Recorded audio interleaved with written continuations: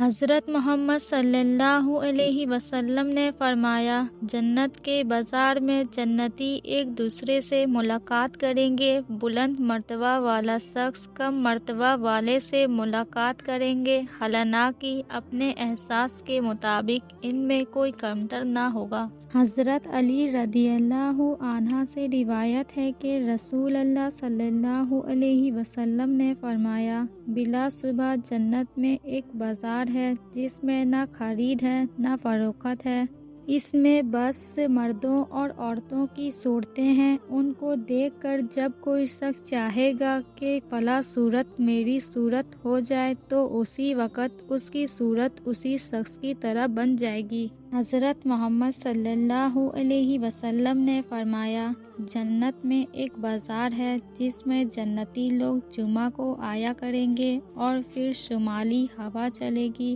جو کہ مشک اور زعفران ہے، جنتیوں کے چہروں اور ان کے کپڑوں پر اڑا کر ڈال دے گی، جس سے جنتیوں کے حسن و جمال میں اور اضافہ ہو جائے گا۔